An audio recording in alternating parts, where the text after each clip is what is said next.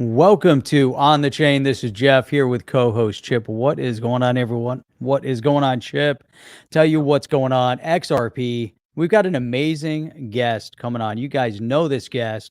We're excited to have him on here. We're going to dig a little bit into XRP. We're going to talk about the SEC, maybe an SEC appeal. We're going to talk about all things legal. You guys know him as Jeremy Hogan.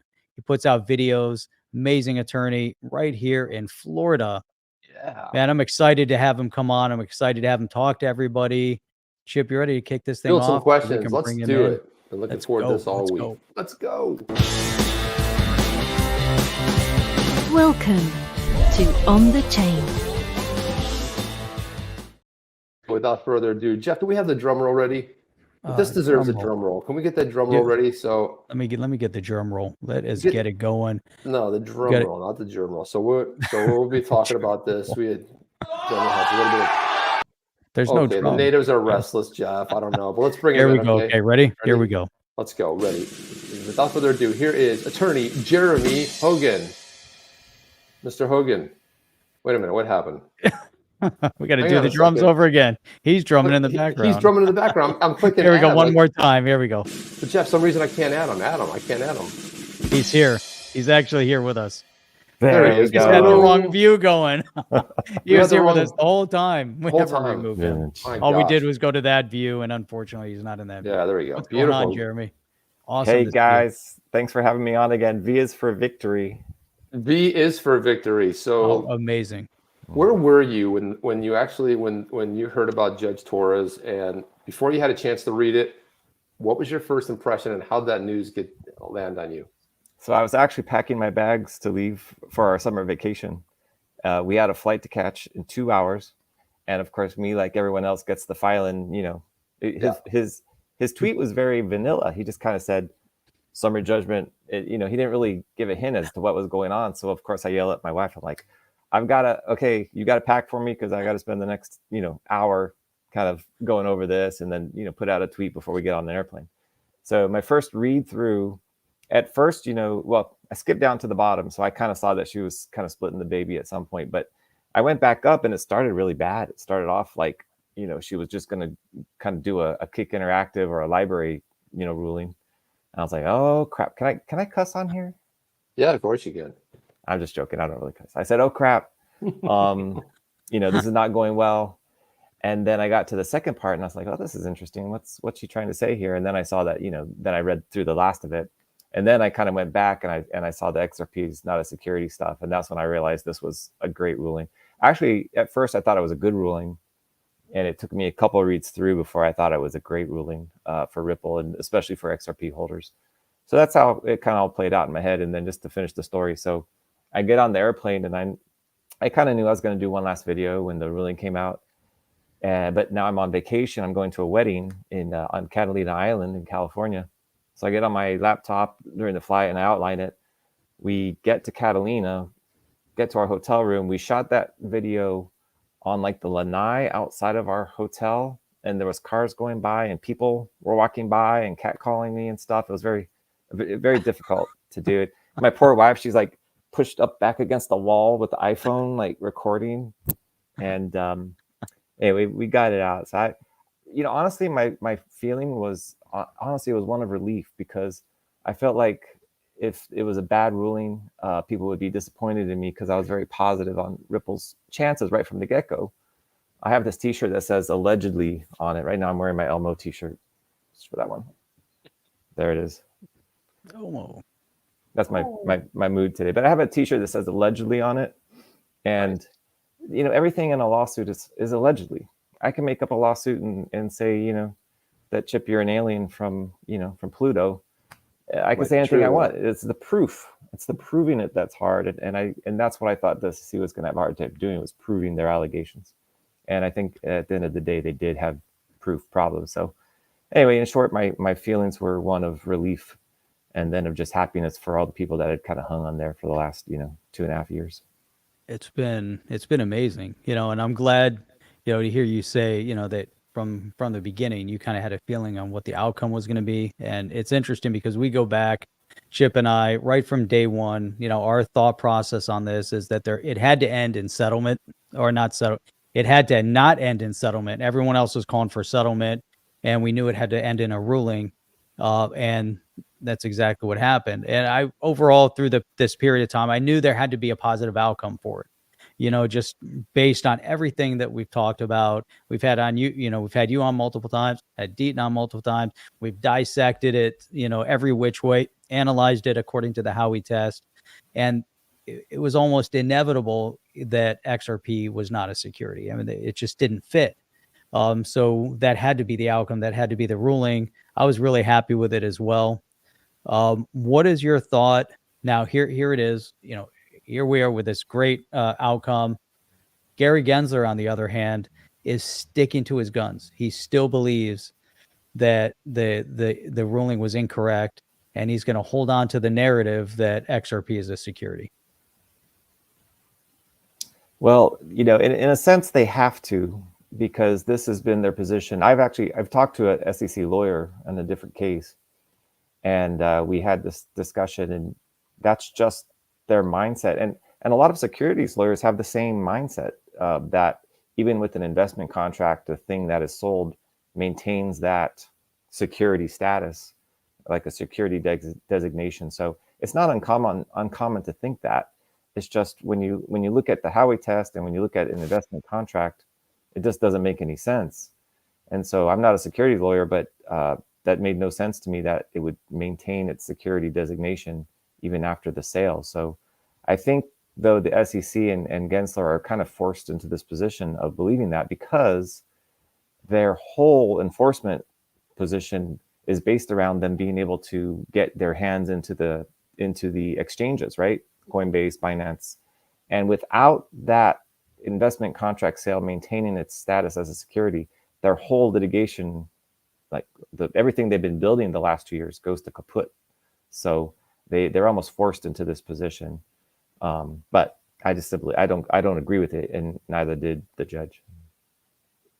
Yeah, it was funny because I was when I just kind of got up to go grab something to eat, and I actually saw Ellie Tarrett's tweet. I think it was on a Jimmy Fallon's tweet too, and I'm calling Jeff. I'm like, Jeff, have you seen this? He's like, seen what? I'm like, it came down, and like next thing for the next hour, Jeff and I are like just reading it, and I'm like listening, and I'm like taking notes, and he's like running through it, and it was just like it was such a great day. I think like in your videos, like it was really, I think what really helped the community out was how you broke stuff down into so we could understand it, right? So you were taking like, hey, this happened, what does it mean? And you were breaking it down in a way that we all could sort of understand it, but you also had this beautiful gift of being able to inject some humor into it, because it was a stressful time. I mean, $15 billion in market cap erased, but you were keeping us like, what's going on with it? And you dropped the videos. And I think that's why the community has felt such a loss. There was like the last video, then there was like the last video. But the funny thing is, on that last video, if you guys haven't seen it out there, but that last video you had showed, was that the one where you showed the footage with you pulling away in your boat? And crashing into my dock? So you wanted to go faster the second time, and you did some damage there, right? Yeah, well, so half of our dock is gone right now. We weren't able to repair it, so we just kind of took out the messed up part and left it kind of half. We kind of have half a dock right now.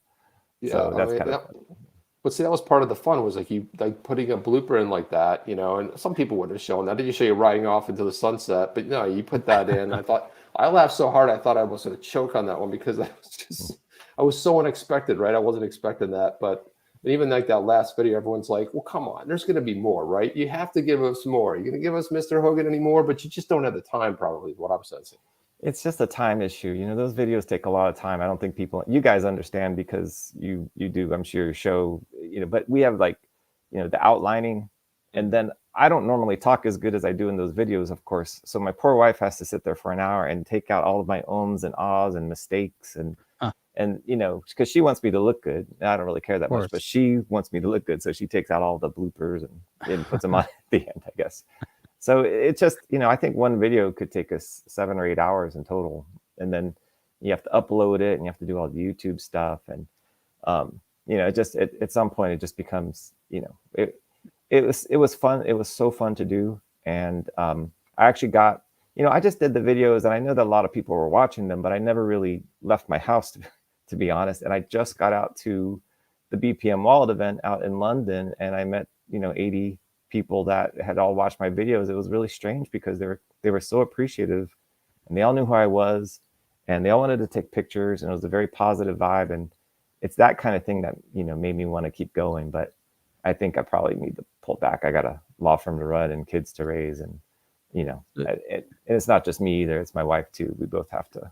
It was taking up our weekends. It's an amazing community. It's fun. It's engaging. It's addictive. You start getting into the space and looking at. You think about obviously you've been running a law firm, but even the departure from your normal course of business to then focusing on this federal case law and focusing on security law. And between you and John Deaton, I think the two of you guys have really kept us in the know overall and kept things moving forward. And both of you, real separate departure from your normal practice, which is outstanding. I mean, it's amazing how much we've learned over the past couple of years going through this. How has that experience been for you?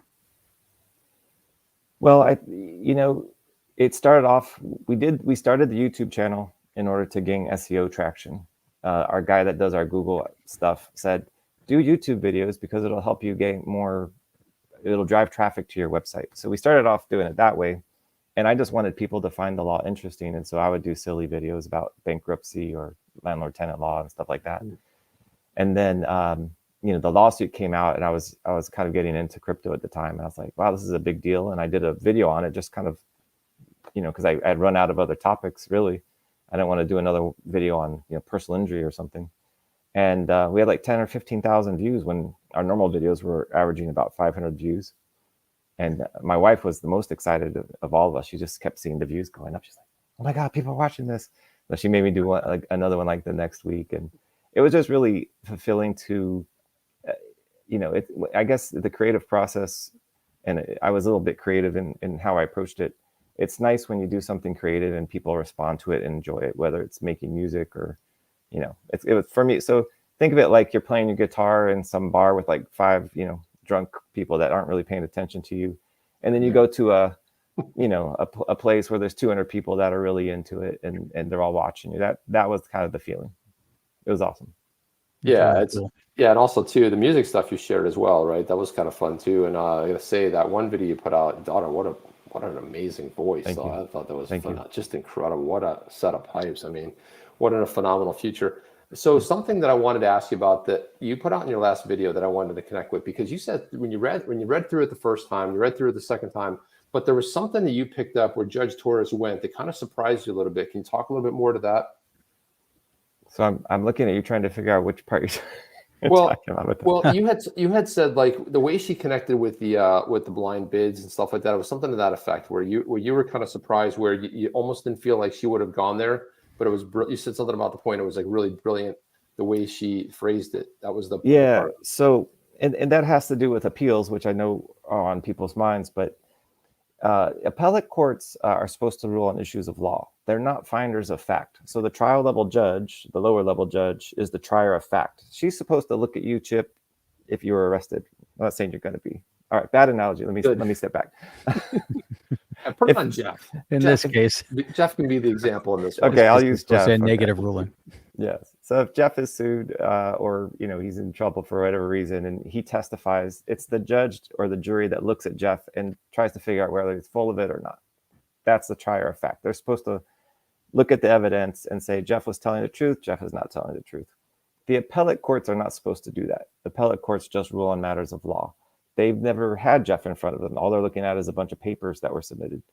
So the way Judge Torres phrased her order, I thought was very clever and very good, because instead of ruling on this issue as a matter of law, she really picked up a lot of little facts that she found during the case and put them into her order, which makes it more difficult for an appellate court to come back and say, Judge Torres, you're wrong. Jeff was lying. He wasn't telling the truth, when she's already made the determination that Jeff was telling the truth. And so by making it a very factual based order on the Howey test, she kind of, I don't want to say appeal proofed it, but she made it much more difficult to appeal. it's an interesting point, especially, you know, considering some of those that have been commenting on it, like Gary Gensler, Charlie Gasparino, amongst a few others. You know, there's some choice words that have been had, you know, in the space by some people that honestly I would have thought, you know, once this ruling came out, they'd say, hey, there's a great ruling, instead of now trying to undermine the integrity of the judge that ruled on it. You know, I guess I kind of expect, you know, if there was a negative outcome, I guess we could really break it down and say, hey, maybe, you know, she was looking at things through jaded glasses. But like you said, I mean, she kind of split the baby. You know, there was an interesting dissect, you know, taking out the XRP, still focused that there could potentially be, you know, some wrongdoing on the side of Ripple by selling selling XRP as a security. But it's, you know, I find it, you know, interesting, you know, so we look at it, because here we sit, you know, the way you're analyzing it, I look at how John Deaton analyzed it, and I look how Charlie Gasparino talks about it, a non-lawyer, Gary Gensler, a non-lawyer. We talked about the Shermanator on how he's looking at, which is Brad Sherman, you know, congressman, how he's trying to look at like crypto and his negative outlook. A lot going on in the space, lots and lots of positivity right now. I don't know where I was going with this. I had a question. Well, I Jeff, kind of just started talking. talking. But yeah, just jump in. Yep. Well, that's what we have to fill the time. But so so the funny thing is, when we think about what do you see mostly going out there, because it's funny to see this sort of narrative that we've been hearing is that sometimes it's a security, sometimes XRP is a security, and sometimes XRP is not. And what Judge Torres is really clear on is the digital asset itself is never the security. It's always but where do you find that most of the talking heads out there, especially some really good legal minds, have really gotten it wrong? Where are they getting that part of it wrong? There's the question, Chip. There it is. I knew it was in there somewhere. Thank you. You brought it back. There we go. Well, the interesting thing, really, you would think after 80 years of the Howey test, it's been, I think, 80 years of Howey test, that this would be clear whether the orange grows themselves were that maintain their security designation moving forward. But the first problem is that there's no clear case law one way or another. So when I say no clear, there's the Howey test, which kind of insinuates that to me, but it's by no means clear. So, you know, I think legal minds can differ on this issue. I don't think this was a given that Judge Torres was going to rule this way. Obviously, in the library case, the judge didn't put it into his order, but he was, at least at oral argument, he was kind of thinking, well, I don't think that's the case, but it didn't end up in his order. So at least we have, you know, some kind of dicta or off the record remarks that it's not the case. But this is not something that's black and white, so it could have gone either way. You know, when most cases of you know, these types of cases don't involve investment contracts, but just involve like stock sales and notes and those type of things. Obviously, a share of Apple stock is a share of Apple stock, no matter where it's sold, because the paper itself, the share of stock, makes Apple, you know, have certain responsibilities to you that an investment contract doesn't. And that's what distinguishes an investment contract, is it's the sale of the security, which then leads to the obligations of disclosure under the securities laws. But when that sale happens, then that's it. The sale is over. And now when it's sold again, there's no longer any obligations between the company and the secondary purchaser. And I think, so I don't think that these people are crazy that are coming out and saying, no, that's not the right ruling. I just think they're wrong. But I don't think this is something that you could say, well, you're just crazy if you don't agree with what Judge Torres said. I think that there's an argument to be made on both sides. I just think that the Judge Torres argument is much, much stronger and makes a lot more sense. And I think so far, most of the judges have pretty much agreed with that the orange itself is not the security, even if it's sold as an investment contract. Got some questions here. Jeremy, I have 20 doctors and nurses listening to you now on my cell phone. So how about that? They're gathered around listening. That's pretty awesome. And then one from old Greg, he says, have you legally argued with a non-lawyer like Gary before in litigation? I don't know how that would happen, but I think he's probably talking about maybe the concept, you know, coming from an attorney And maybe from a non-attorney maybe standpoint, maybe that's more where he was going with that question. Well, I never like to argue, and I never like the argument that, well, because I'm a lawyer, I'm right and you're wrong on any legal issue. I don't think that's a valid argument to make. So I don't ever throw that at anyone. You can be a non-lawyer and you can be right. And I've seen a lot of non-lawyers say that the problem with this ruling is that it undermines the purpose of the securities laws. If you're letting retail buy without disclosures, it makes no sense when you're then letting these companies and institutional investors that have the resources to really dig in and do their research buy. So I get that argument. So I wouldn't say that these people are wrong or crazy. I do think they're wrong, but I don't think that there's not an argument to be made. So I'm not one to belittle non-legal minds that come in and give opinions. I think they're valid opinions. Like us, but non-legal mind, just two guys. Yeah. There's another well, if one. you're an XRP holder at this point, you've become a legal mind, unfortunately. That's the impressive part about all of this, that number of people that Chip and I have been able to interact with. And it's amazing to me at what level people were able to talk about, the different case law and referencing how it has, and going into even talking about the SEC in general. I think most people were relatively clueless on, what the SEC was doing at any given moment. For sure, who the chair of the SEC was, because it didn't really factor into a lot of relevancy, over the years, or the commissioners, or what their decisions are. And typically, when the SEC is ruling or judging or whatever they're going to do, one way or the other, it's hopefully in support of retail investors. This is a complete departure. It's Right. been shocking, on the level. Here's a quick kind of a side note, and we were talking about this a little bit earlier when he came on, but John Doe is bringing up. He wanted to know about your account hack that you're dealing with, and someone wanted to know if it was Twitter, or was it a SIM swap, or what exactly happened, and what from your lesson from that, what can people do to protect themselves?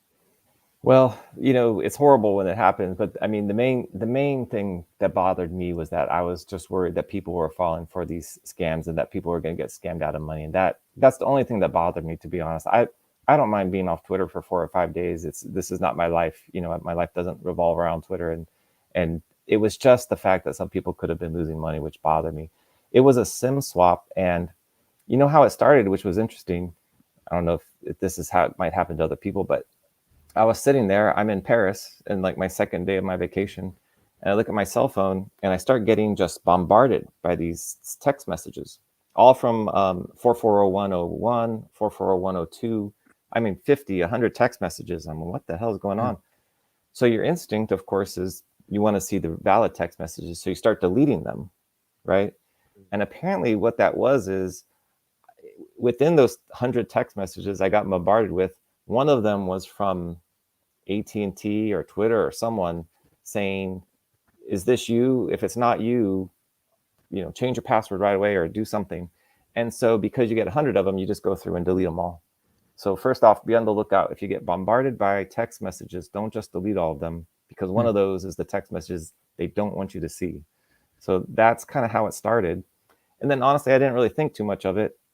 And then I woke up in the morning, of course, to a bunch of messages from people that, hey, your Twitter's been hacked. They're sending out scams. And I knew it was a SIM swap because my buddy, Jeff Miller, texted me and he goes, Jeremy, you have a Samsung, which comes out blue when you text me, but now it's coming out green.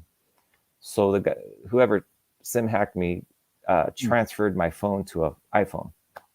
And so that's how I knew it was a SIM swap, because he was getting green text bubbles instead of blue text bubbles. And he was doing it via Twitter, or was it being done via text at that point? That was well, Jeff knew about it because of text, because when I texted him, it was coming up green instead of blue.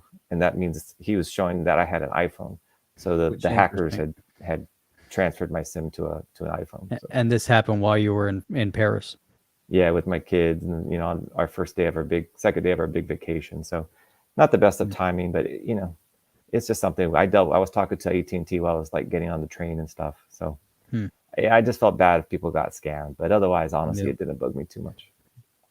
Here's another question. Do you think that Ripple will settle with the SEC?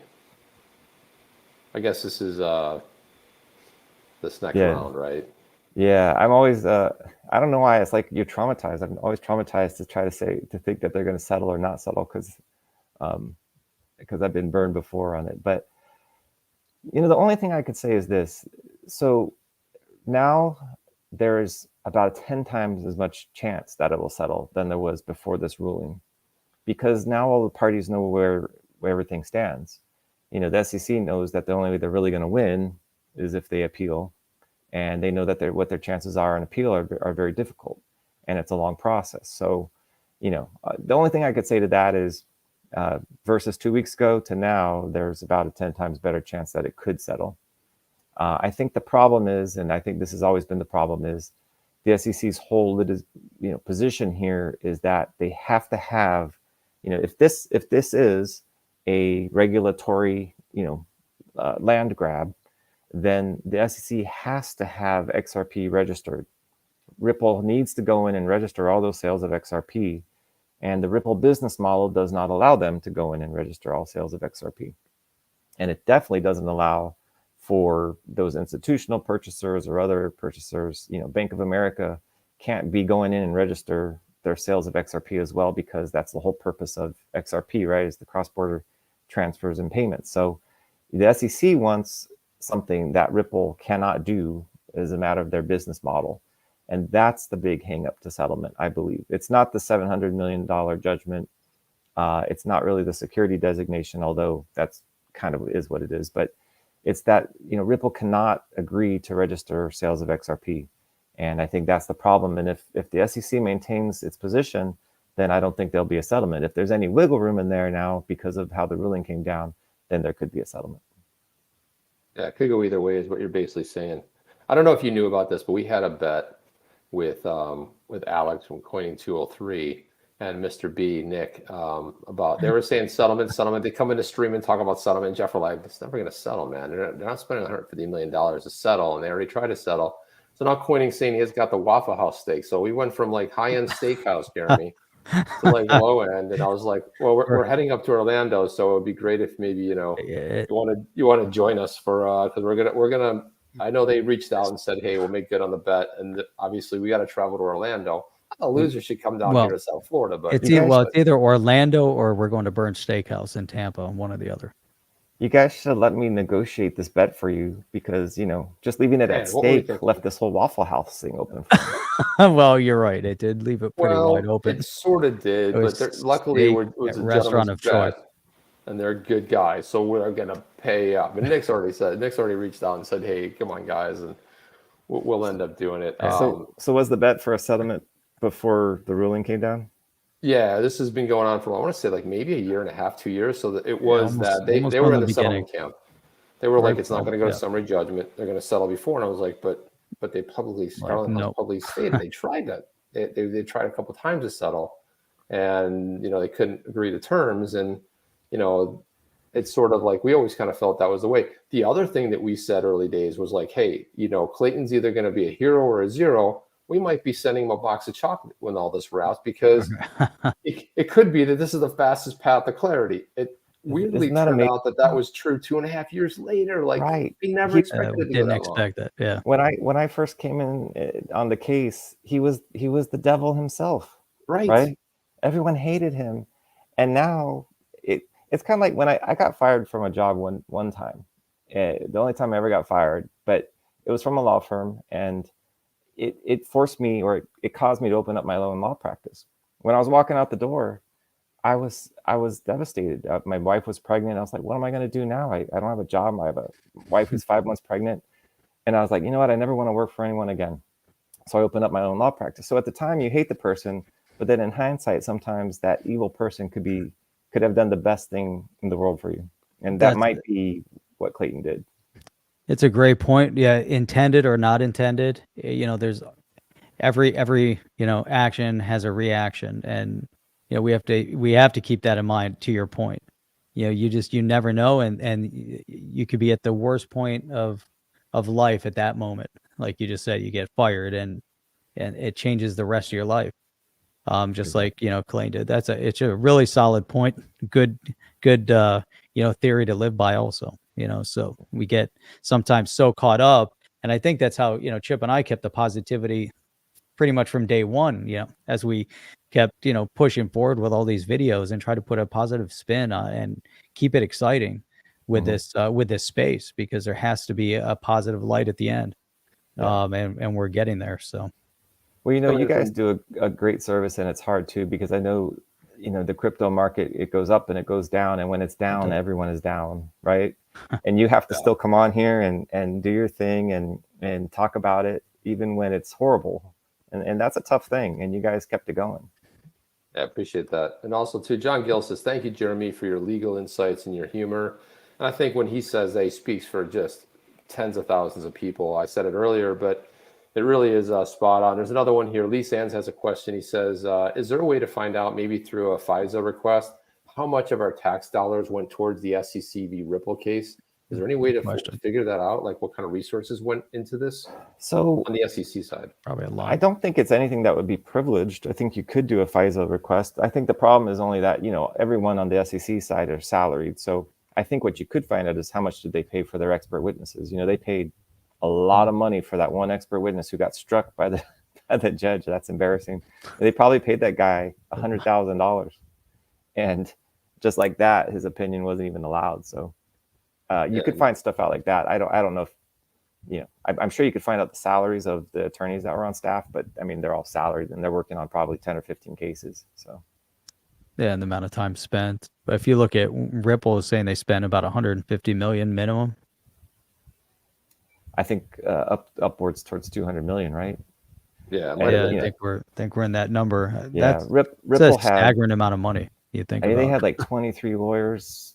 I mean, it was insane. I think they had like a second law firm that was working on like the sub issue, and I mean, I don't even know how I could build that much time, to be honest. I'm trying to think about it in my head, and I would try, but 24/7. Maybe you could assist with the FTC bankruptcy. Have you seen what they're billing at? The billings on that on a monthly basis are outrageous. What they're billing on that.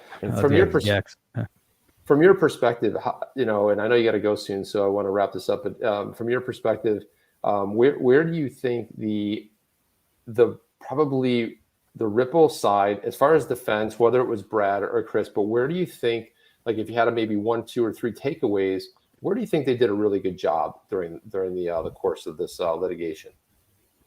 The Ripple defense team, I think that the thing that they did that was very important is they absolutely did not leave any stone unturned. I mean, they fought every little point, and most litigation, they don't. You could kind of see that in the library case if you followed it. They kind of gave in on the first prong of Howey and said, okay, there was money involved. There was a sale of money for money, and Ripple even didn't give in on that. They said no, there was no sale of money. They fought every little point. And the sad thing is that in the American judicial system, you've got to have a lot of money in order to do that. And I think that's and because, as we could see in the judge's order, you never know what's going to tip the judge's hat over. No one saw this order coming. I mean, it came out of the blue. I didn't see it coming. Ripple didn't see it coming. The SEC didn't see it coming. The whole because retail investors don't know who they're buying the XRP from, it's not a sale of a security. That just came out of the blue. But because they had left no stone unturned, they had given the judge the ammunition in order for her to make that ruling that way. Whereas if they had kind of backed off on a couple of things, or if John Deaton hadn't gotten involved, or there were a couple of things that could have happened here, she wouldn't have had any facts in order to rule that way. So I think that's really what Ripple's money bought them. They bought them a defense team that just went hardcore on every single point. How much would you weight Deaton's involvement in this? Because it looks like the SEC is getting a little bit aggressive right now with Deaton. There was something that came out where we had an article about it. I didn't hear about that. Well, no, what John sent out a tweet, because in the original thing where they attacked him personally, and he said, hey, if you're looking where to go, or you guys want to bring something into it, here's my address. Like, he basically just called them out. So I don't know if we have that tweet, we can pull that up, but it was we do, yeah. I'm trying to find it. Yeah, if you can pull that out, and then because I know time wise you only have a little bit of time. But if we can pull that one out, maybe that'd be the last thing. But it was a good one. No, I'm okay, guys. I'm okay. I'm okay on time. I didn't know about that. Now, I mean, to Jeff's question, I don't think that she goes out of her way to say that XRP sold to the secondary market is not the sale of a security without Deaton's involvement. I mean, the only one you could ever ask would be her, and she might not really even be able to tell you where that came from. But I don't think that comes in. I don't think we see that in the order like we see it, unless John and some of the other amicus briefs did not get involved. And then the second part about them going after John is you got to keep in mind how embarrassing this is to have 75,000 people that the SEC is supposed to be protecting come in and say, don't protect us, you bastards. We don't want you to help us. Go away. We just want us to be left alone. It's very embarrassing for the SEC. It really is. We played the little clip from Gary Gensler, and he used to be super animated and direct, and he was pretending he was the alpha, and now all of a sudden you see him and he's just super reserved and tripping over his words, completely different person, and I think it's that point, except first of all, it's big slap in his face, but when it's a slap in your face and now it's public knowledge to where people are focused on the fact that there was this ruling. And by the way, you were keep talking about protecting retail investors when there were 75, 80,000 of them intervening against you. Say you're not protecting us, you're harming us, and stop your action. But here's the this was Deaton, two of them that he put up. So the first one, SEC lawyers argued, this was in July, argued that I was mad because XRP was suspended on exchanges and that I and others had lost money on our risky gambling bet. It didn't matter that I actually realized a huge gain in XRP, never losing any money on it. SEC threatened me and requested I be thrown off the case. That's over here. And here he says, in the letter to Judge Torres, the SEC states that it may seek further relief against me, in addition to asking the judge to throw me off the case. Dear JT, in case you don't have it, there's the address, is the best address for service of process. Wow. Was that today? That was yesterday, I think. Yesterday, yeah. Well, I mean, when they say third, I think this was yesterday. When they say it may seek further relief, they're generally talking about sanctions of some sort. That's what it sounds like, right? Yeah, you could get sanctioned for filing something that's frivolous, or it's obviously not going to happen. No, I think it's just a veiled threat. But the other thing too is amazing. It's one thing to have 60, like you said, hey, thank you, but no thanks for the protection when you have 75 to 80,000 people. But the 3,000 people that went out and signed affidavits and had them, they signed them and they got them notarized. Like they aren't paying. I mean, you have a notary from your office, but it's a pain to go out and get it notarized. Or if you do an online notary, you got all the proof. You got to, I am who I am. And the funny thing about that is, here you have these people who said, I don't know who the hell Ripple was, just about XRP, right? So that do you feel like that had some maybe some influence as well, because 3,000 people, no clue who the hell Ripple was. Yeah, that's a great point, that those were filed, not only because how bad it looks, but also you can imagine, the judge sometimes, I've never been a judge, but I could just imagine you're reading through the pleadings, you've got to come up with an answer here, yes or no. Sometimes he's a very, Judge Torres does all sorts of law. Securities law is a very small, she does criminal law. She did something involving 9/11 attacks back in 2005, 2006. So they have to have this whole breadth of knowledge. She's got to make a decision here, and she's reading, and maybe one of these affidavits jumped out at her. Maybe her law clerk flagged it for her and say, hey, look, they're buying XRP, but they didn't know they're buying it for Ripple. Maybe that clicks in her mind. Well, maybe that's the difference here, is because how can they be looking to Ripple to increase the value of XRP when they didn't even know they're buying from Ripple? So, I mean, we'll never know. But that's definitely something that could have clicked something in the judge's mind, which led her to rule the way she did. But isn't it amazing though? So the summary judgment comes out on July 13th. All of a sudden, next thing you know, we've got bills actually coming out of committee for the first time. The Financial Services, Agricultural Committee, they're fighting tooth and nail on stuff. And then we just saw that crypto bit, which I think is a little bit dodgy, to be honest with you, because it's Elizabeth Warren, it's Cynthia Lummis, it's Gillibrand, and they're putting stuff in there. They're still harping on this, this illicit money. And what they're really trying to get at is they're trying to shut down anonymous buys, right? So it really comes down to a privacy issue. Where do you stand on that bit of it? In other words, if people want to be, if I take fiat currency and I go spend, I don't know, $10,000 and I go buy something off of a neighbor, I mean, who really? So is it my responsibility to flag that?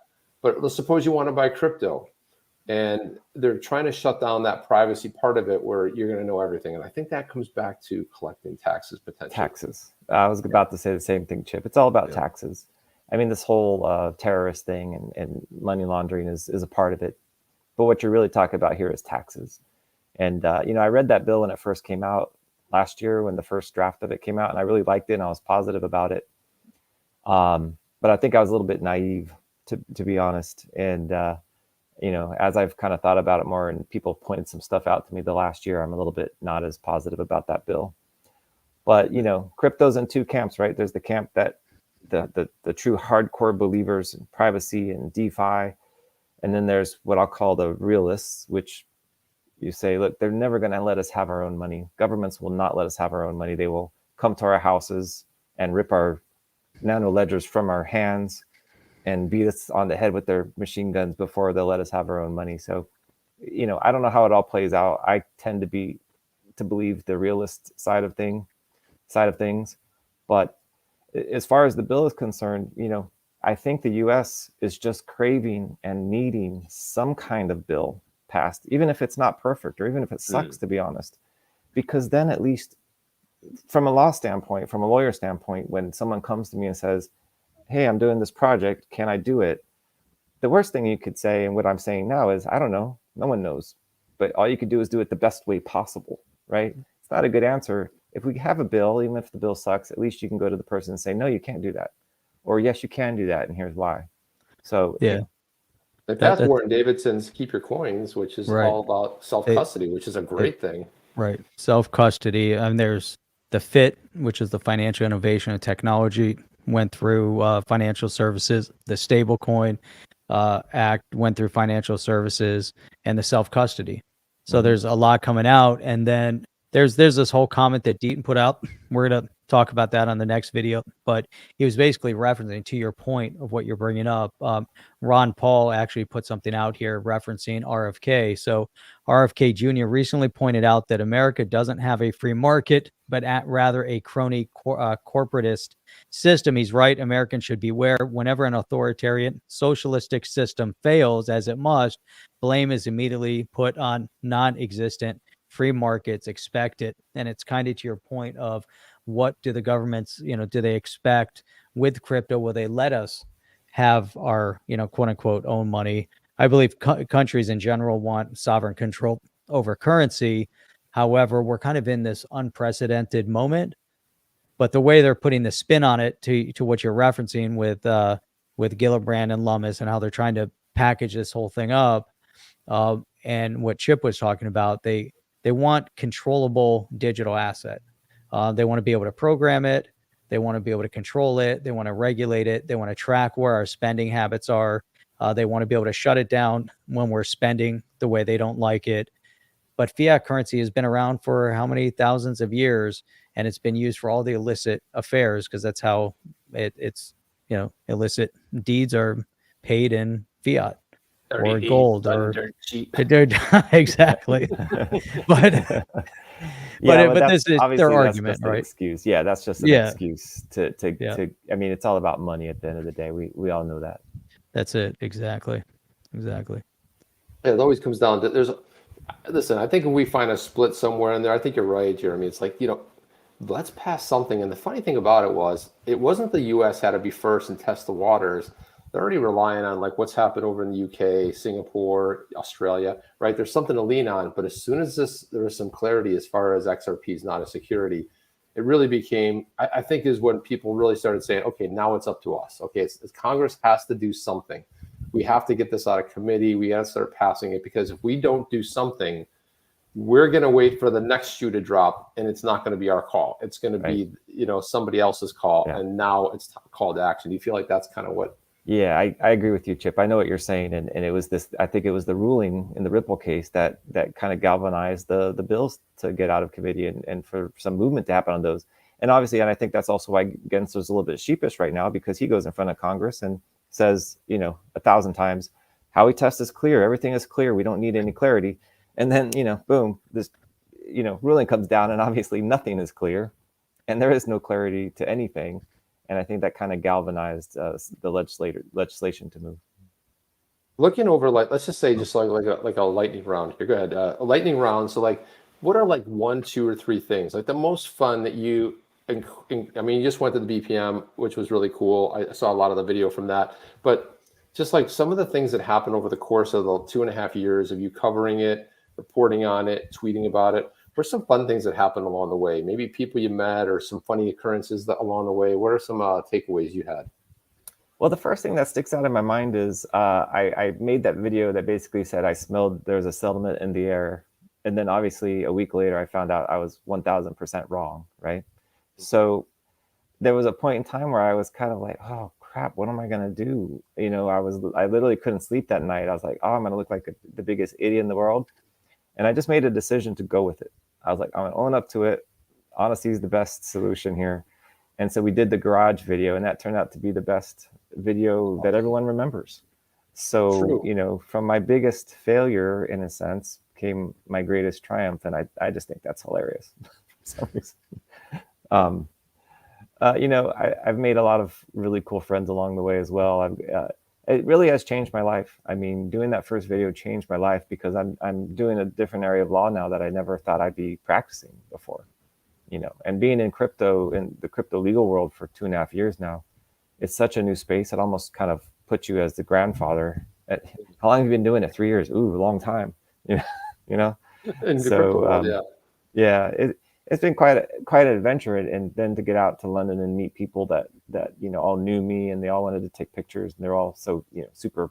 Thank you. It was quite an experience. So I'm going to take that and live with that forever. The memories is great. Really awesome. Yeah. Really, really cool.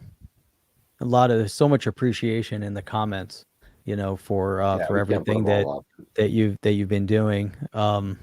Just one after another here. So, there was one that came here from XRP Blind AR. So SEC's time, Gary says, stake not. But he's basically just, thanks for everything, Jeremy. Oscar, he puts out some great videos. Jeremy, thank let you me for just do this that. one real quick with Oscar. Let's do it. So he did that. He's done some, really funny videos. You might have seen them. He wants to know video of you on the motorcycle. Right. That's right.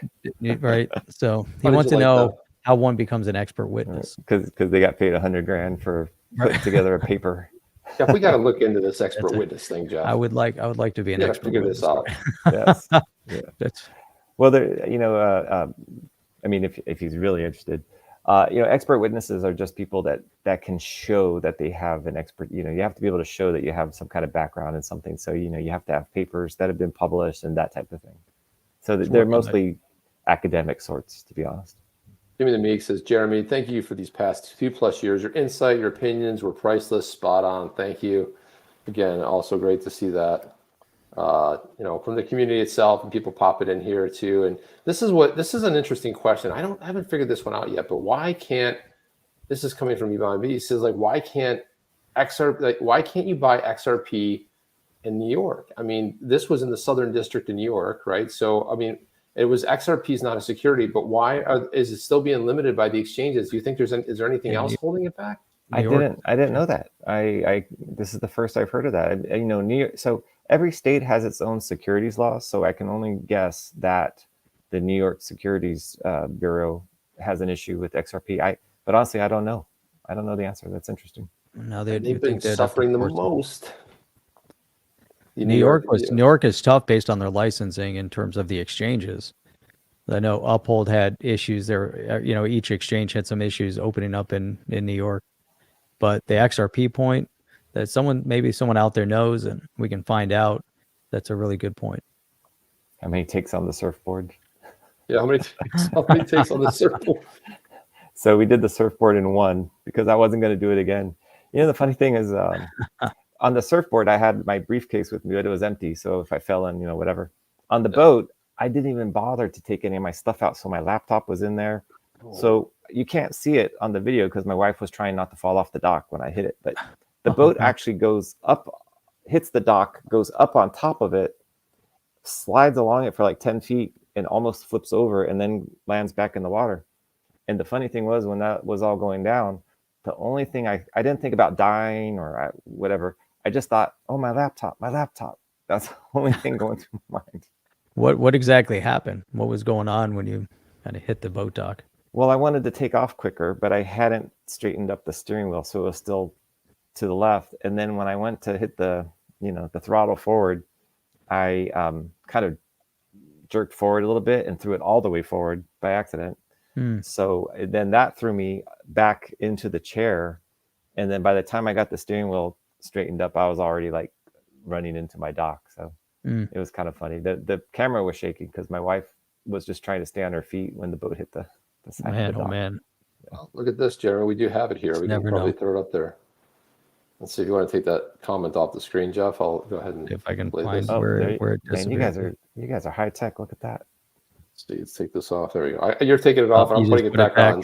Go ahead. There you go. Take it off. There you go. You guys be able to hear this here, but there it is. Oh man. Here's the replay. So Oh man. I should have stuck with the first one. Oh, and then my laptop falls and that kind of drags. Oh right. Oh, I see that. Oh Man. There it goes, right there. There it is, right there. Well, the first time was super smooth, right? Don't we have that too? I think that was like the first one where it was like nice and smooth. Or we don't see that one. I don't remember. There it is. Right there. There it is. Nice. Yeah. That was the one we right off into the sunset where everything's perfect. Jeremy was not happy with the take because he wanted to go faster, and this is what happened. Oh, that was a nice take right there. Yeah. Well, it was just too slow for me. Anyway, you hear the docket and just crunch. Yeah, crunch. Oh man. That was funny, but I mean, just putting that on the last video, that was just That's awesome. Who came up with that? Was that your idea? Or was that That was up your there. wife's idea? Yeah, I was trying to do.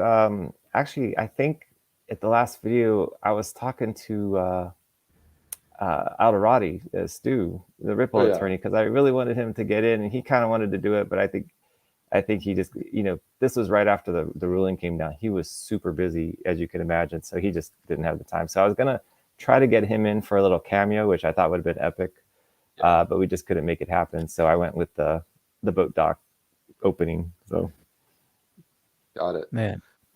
And The somebody's things you do for repair videos, that, right? Repair that dock. Yeah, weren't you the guy that crashed into the dock on the YouTube video? Yeah, I'm an XRP holder too.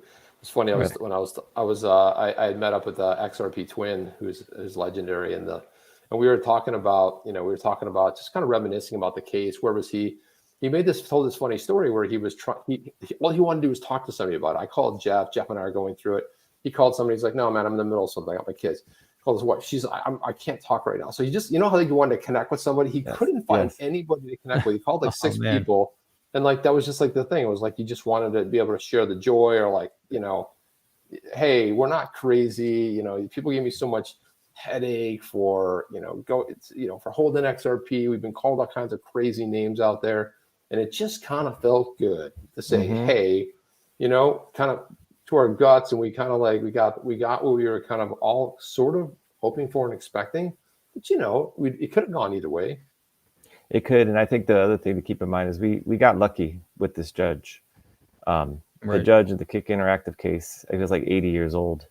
The library judge, I think just, I don't want to say anything bad about him, but I was about to. Please do. Yeah, it was horrible. I try to stay away from that, but he just didn't seem too interested in anything other than just a very superficial ruling.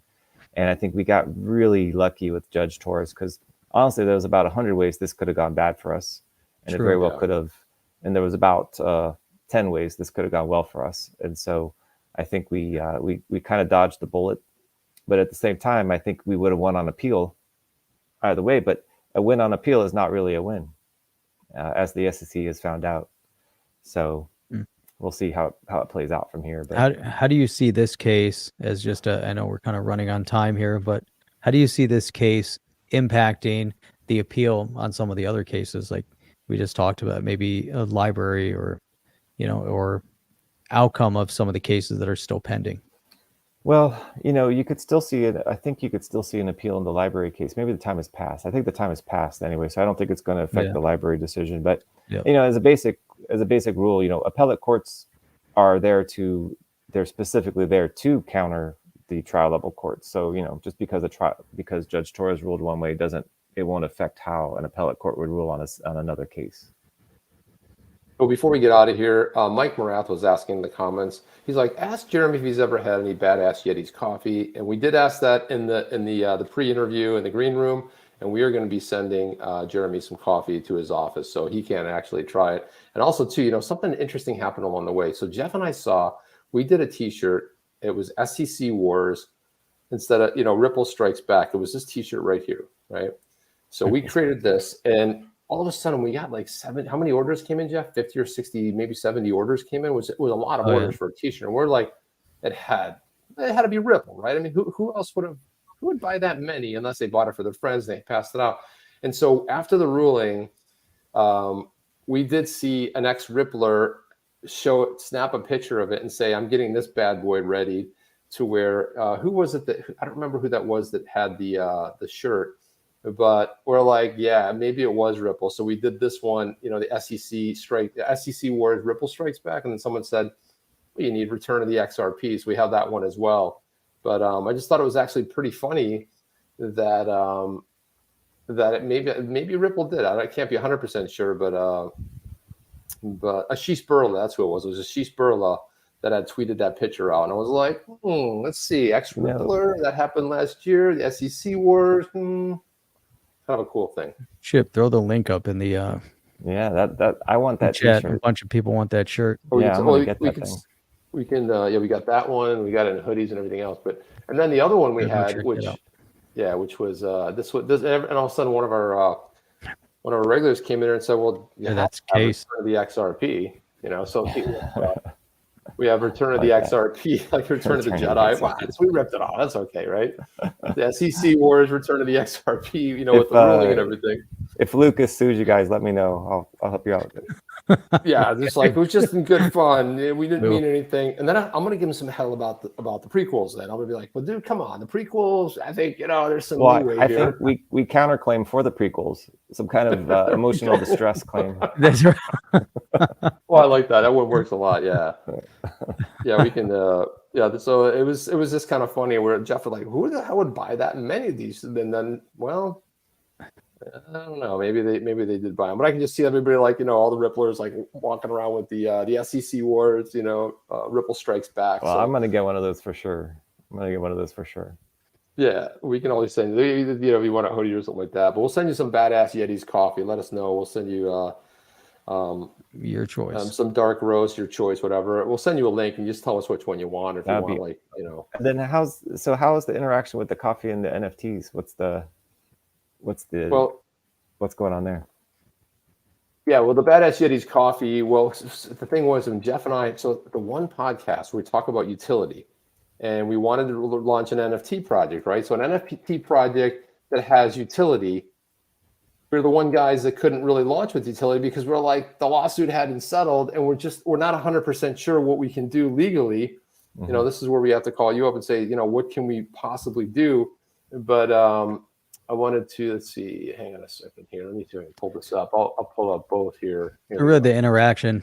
If you have a badass Yeti, you'll get discounts there's a discount on the coffee. Gotcha. Depending on that was the utility that we added. That was the first utility. Yeah. So there's all this stuff that we drafted on the NFT, and then we kind of put it on ice because of the uncertainty and the regulatory uncertainty. But here's where we're at with it. These are the badass Yetis. This is the blue tribe, and then we're working on getting the white tribe ready. And anybody who owns a blue tribe, there's a calculation there to get a free white tribe. And then this here right here, and if you want to know, is it any good? No, it's it's awesome. So there it is right there. It's obsidian bold. It's like a dark Italian roast. It's a dark Italian roast. Yeah, it's really dark on the dark I'm looking side. forward to it.